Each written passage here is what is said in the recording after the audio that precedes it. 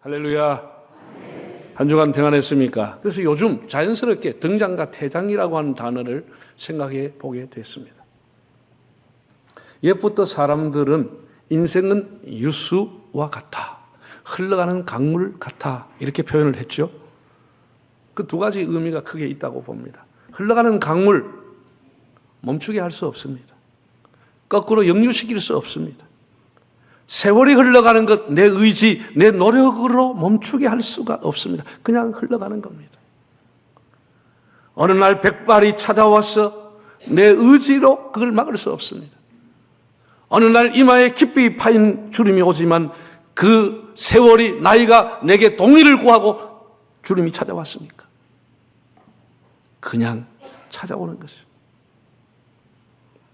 나한테 물어보지 않았습니다. 예레미야도 이것을 깨달았습니다. 예레미야 10장 23절 한번 읽어보실까요? 여호와여 내가 알거니와 사람의 길이 자신에게 있지 아니하니 걸음을 지도하는 이 걷는 자에게 있지 아니하니이다. 사람의 가는 인생의 길이 자기에게 있지 않다는 거예요. 자기 의지로 되는 게 아니라는 거예요. 표준 세번역을 보면 더 쉽게 나와 있는데, 주님, 사람이 자기 운명의 주인이 아니라는 것을 제가 이제 깨달았습니다. 아무도 자기 생명을 조종하지 못한다는 것도 제가 이제 알았습니다. 사람이 자기 운명의 주인이 아니라고 하는 것, 자기가 자기 인생을 조종하고 핸들링 할 수 없다고 하는 사실을 이제 알았다고 고백했습니다. 세월이 나이를 내 의지와 내 권력과 내 힘으로 멈추게 할 수 없습니다. 그냥 흐르는 것입니다. 그냥 가는 것이에요. 또 하나의 의미는 인생은 유수와 같다라고 할 때 너무도 빠르게 지난다는 의미를 갖고 있습니다. 그래서 옛사람은 살같이 지난다고 그랬습니다. 성경에도 살같이 지나간다고 그랬어요. 요즘으로 표현하면 총알처럼 빨리 지나간다, 그런 의미이지요. 너무 빠르게 지나가지 않아요? 여러분, 수평서 해가 떠오르는 광경을 봤습니까? 누가 밑에서 밀어 올리는지 그냥 금방 올라와 버립니다. 금방 와 버립니다. 해가 지는 광경을 봤습니까? 밑에서 누가 잡아 당기듯이 하는 사이에 그냥 해가 뚝 떨어져 버립니다. 금방 인생이 가는 겁니다. 순식간에 가는 겁니다. 이 세월의 속도, 이게 인생의 속도라고 하는 겁니다.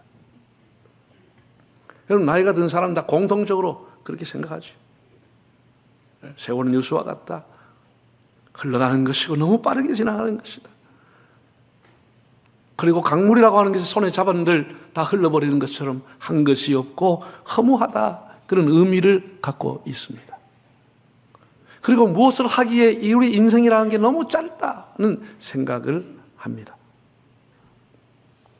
이것이 일반적인 인생관입니다. 과연 그럴까요?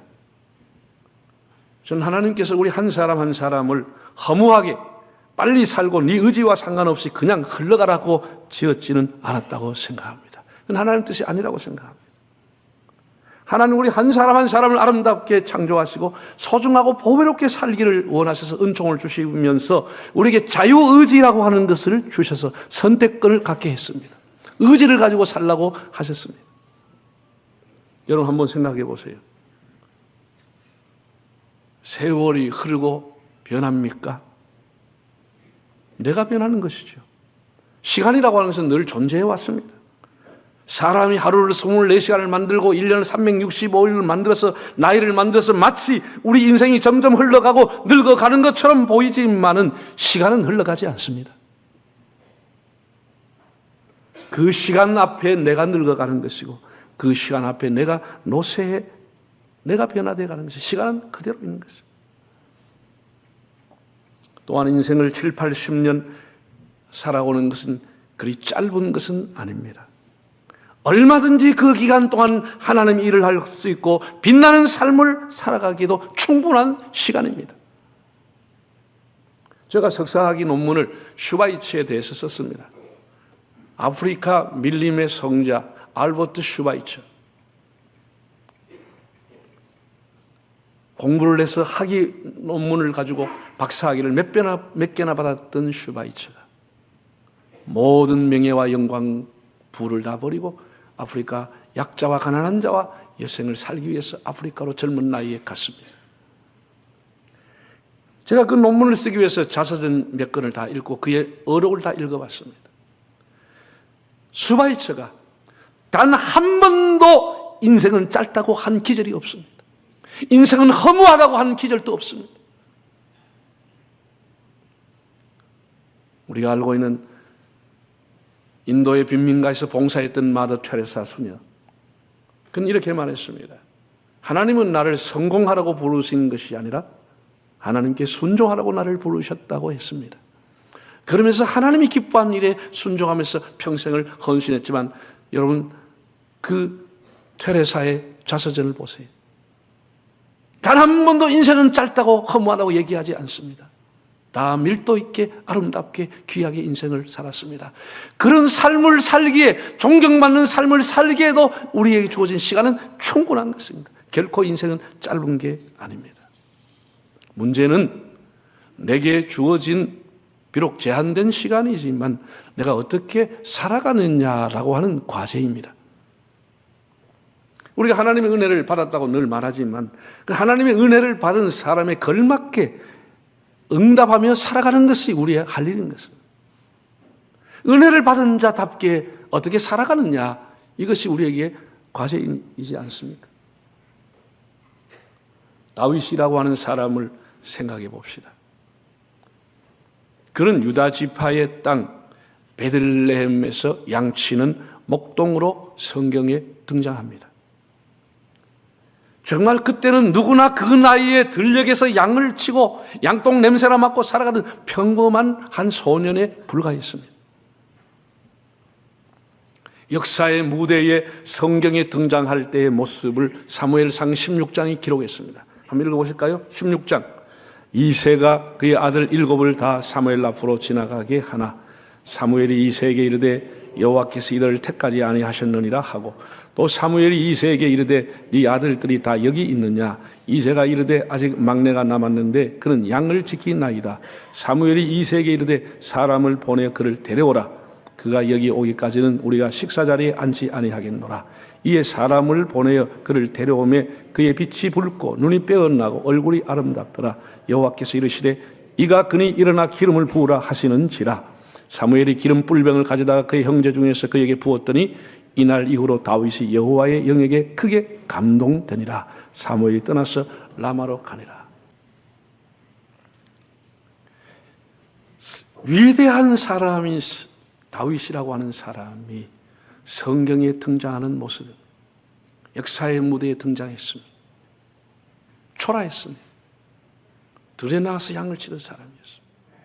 얼굴은 붉고 눈은 빼어나고 아름다운 그 모습을 캐치해놨습니다.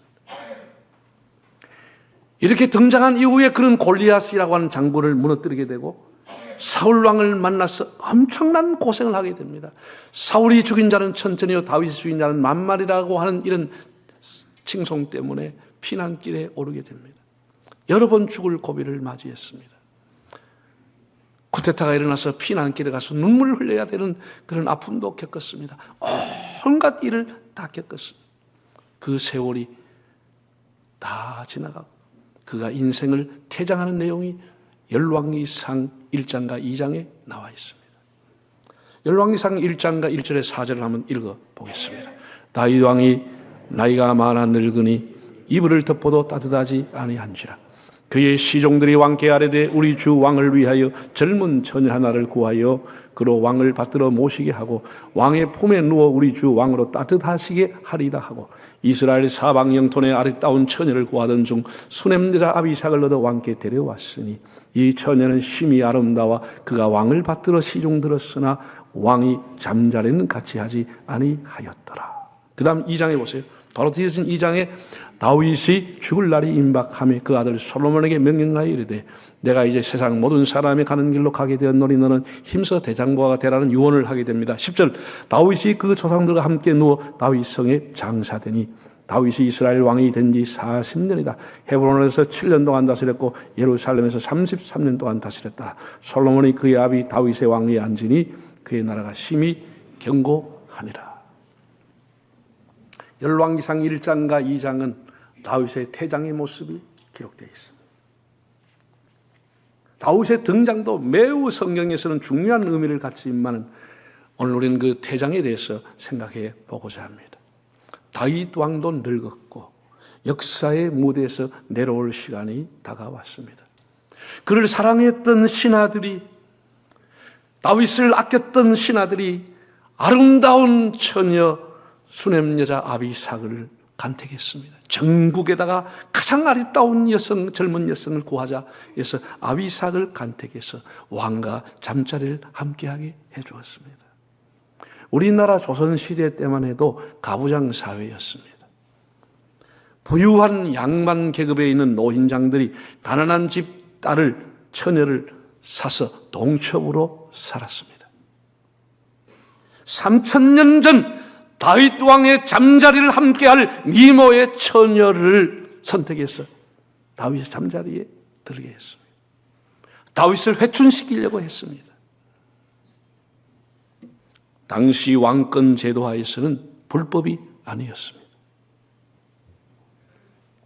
왕으로 따뜻하게 하기 위해서, 이 따뜻하다고 하는 말을 히브리어로 하맘이라고 하는 단어인데 몸을 따뜻하게 한다는 뜻도 있지만 또 다른 뜻은 성적으로 흥분시킨다는 뜻을 갖고 있습니다. 하맘. 그러나 다윗 왕이 성경에 보면 잠자리를 같이 하지 않았다고 했습니다. 저는 이 성경 기절을 보면서 열왕기 상이라고 하는 어마어마한 역대 이스라엘 왕들의 왕조실록을 기록하는 첫머리에 굳이 이것을 써야 할 필요가 있을까? 그것도 잠자리도 같이 하지 않았는데 뭐 하려고 기록을 했을까? 그런 생각을 해봤습니다. 그러나 다윗 왕의 역사의 무대에서 태장이라고 하는 입장에서 볼 때 이 1절에서 4절까지 아비삭과 동침하지 않았다는 기절은 너무나 귀중한 자료입니다. 다윗 왕은 생각보다 오래 살지 못했습니다. 70세에 죽었습니다. 40년 동안 왕으로 재직했습니다. 짧은 생이었지만 너무도 귀한 왕이었고 시편 거의 절반 이상을 다윗이 하나님 앞에 기도하거나 찬양하는 내용으로 채워져 있고 사무엘 하를 보면 사울 왕에게 핍박을 받아 온 산을 도망다니면서도 하나님 앞에 믿음을 지켰던 모습이 기록되어 있습니다. 그는 이스라엘의 통일 왕국의 왕이 된 이후에 제일 먼저 국책 사업으로 예루살렘 성을 정복하고 그 성을 시온성이라 다윗성이라 부르면서 국책 사업으로 하나님의 언약궤를 예루살렘으로 안치했습니다. 어느 왕보다도 언약궤 중심으로 살았고 하나님 높이며 찬양하며 수천 명의 찬양대를 구별해 세워서 하나님 높였습니다.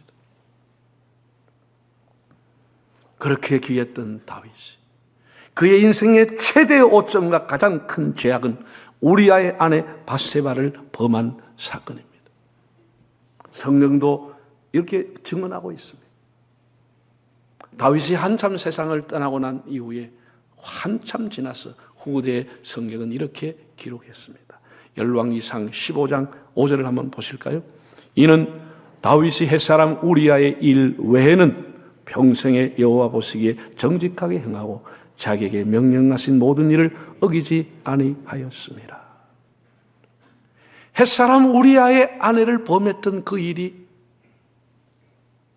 다윗을 사랑했던 사람들도 역대 기자들도 이것을 기록할 수밖에 없는 큰 오점이 됐습니다. 그 외에는 평생에 하나님 앞에 정직하고 하나님 앞에 믿음으로 살았다고 했습니다. 그 한 가지. 오늘날 많은 사람들이 한 가지만 죄를 짓습니까? 거기에 더해서 수많은 죄를 짓고 살아가고 있습니다.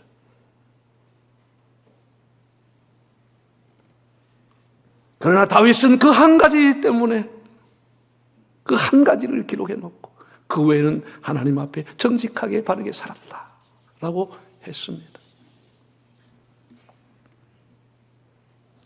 신하들이 의논을 해서 동침하라고 다윗을 해춘시켜 보려고 침실에 넣어준 아비삭, 이스라엘 전역에서 가장 아리따운 미모를 가지고 있는 아비삭이 침실에 두었지만 다윗은 마음을 주지 않았습니다. 지난날 정욕으로 밧세바를 범했던 다윗은 아니었습니다. 그때 그 일이 너무도 치욕스러웠어. 선지자 나단으로부터 책망을 받고 난 이후에 시편 51편에 그때 절절히 회개하던 내용을 기록해 놓았습니다. 하나님이여, 나를 하나님 앞에 쫓아내지 마시고 나의 죄를 맑게 씻어주십시오. 나를 우슬초로 정하게 해주십시오. 나에게 성령을 거두하지 말아 주십시오. 내 안에 정직한 영으로 나를 새롭게 해주십시오. 침상을 적실 정도로 참여하며 애통해 했습니다. 그 이후에 다윗은 강한 의지를 가지고 정욕을 극복했습니다. 하나님을 향한 선한 양심과 믿음과 의지가 그의 인생을 아름답게 태장하게 했습니다. 그는 정말 빛나는 인생의 졸업장을 받았습니다. 우리 예수 믿는 사람이 간과하고 있는 것 중에 하나가 뭡니까? 의지가 얼마나 중요한지는 우리는 지나치고 회개하고 또 그 일을 반복해서 또 하고 또 하고, 감정만 고양되지 자기 의지를 가지고 해결하고 끊으려고 하지 않는다고 하는 사실. 다윗은 회개하고 난 이후에 강한 의지를 가지고 믿음을 가지고 끊어버렸다는 것을. 사랑하는 여러분, 죽음이 인생의 퇴장을 의미할까요? 아닙니다. 여러분, 우리 조선시대 역대 왕들을 보세요. 돌아가신 역대 대통령들을 보세요. 유명한 사람을 보십시오. 죽음이 퇴장입니까? 그렇지 않아요. 죽고 난 후에 걸핏하면 재소환당하고 재등장해서 역사의 평가를 받는 세상입니다. 다윗이 만일 아름다운 퇴장을 하지 못했다고 하면 수천 년 동안 여기 설교가들이 그를 어떻게 성군으로 하나님을 기쁘시게 한 사람으로 재등장시킬 수가 있겠습니까? 이스라엘은 지금 팔레스타인과 전쟁을 하고 있습니다. 여러분이 보시듯이 이스라엘 탱크 위에 이스라엘 군대가 있는 곳은 이스라엘 국기가 펄럭이고 있습니다. 흰 바탕의 별이 다윗의 별입니다. 다윗이 아름다운 퇴장을 하지 못했다고 하면 어떻게 그 국기에 다윗의 별이 새겨질 수가 있겠습니까?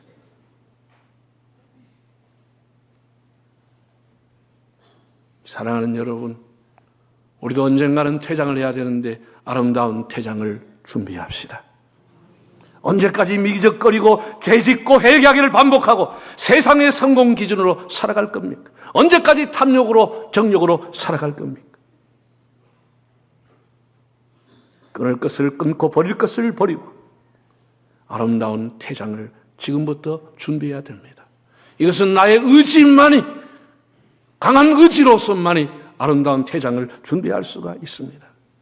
그냥 물놀이들이 살아가서는 그런 퇴장을 할 수가 없습니다.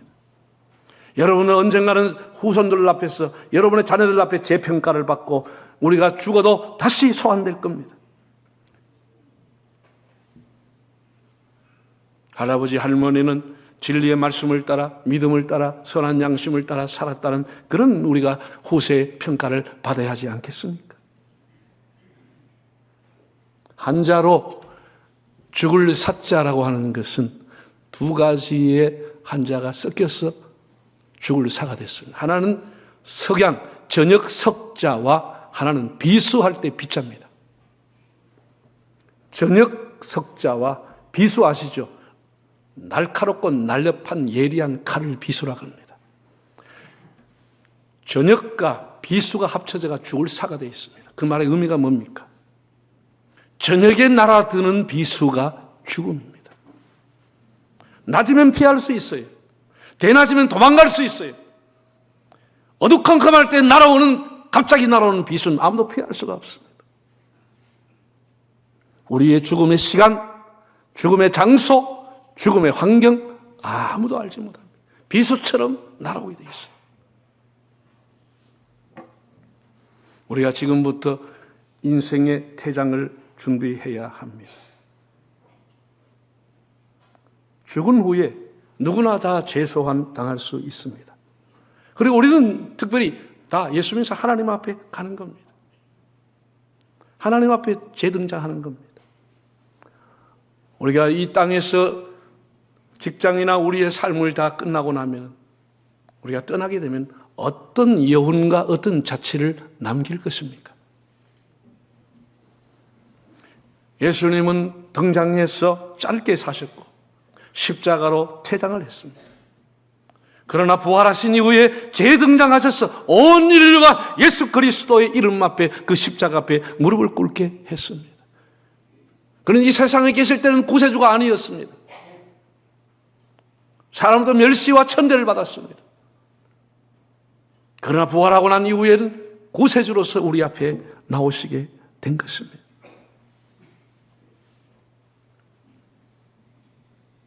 우리의 인생,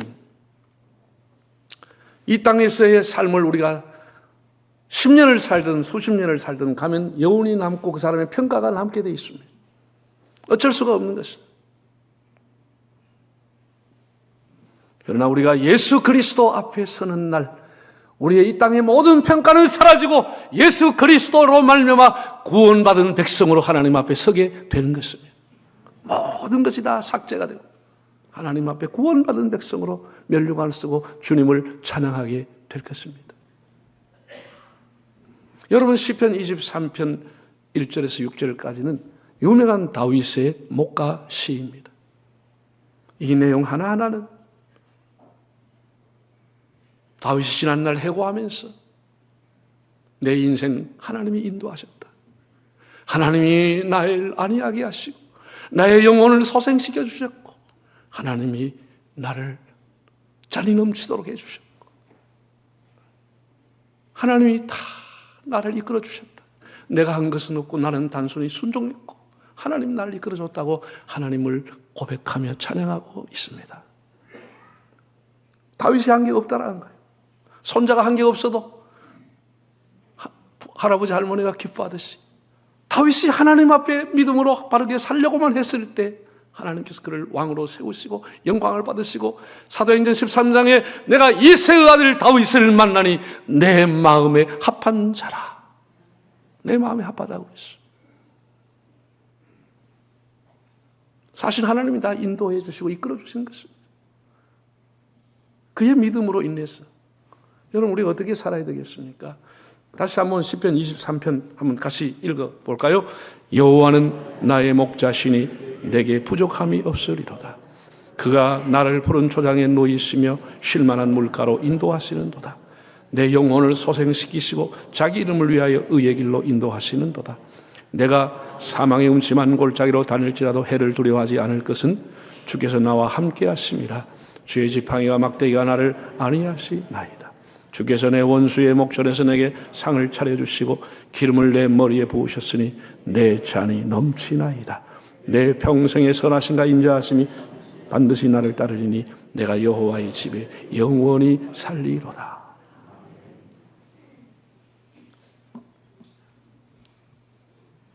다윗은 자기의 인생의 마지막 고백이 내 잔이 넘친다고 했습니다. 왜? 하나님이 자기를 이끌어 주셨으니까. 하나님이 인도해 주셨으니까.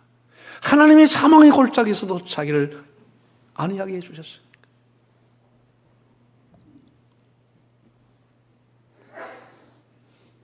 우리에게 주어지는 시간은 결코 짧지 않습니다.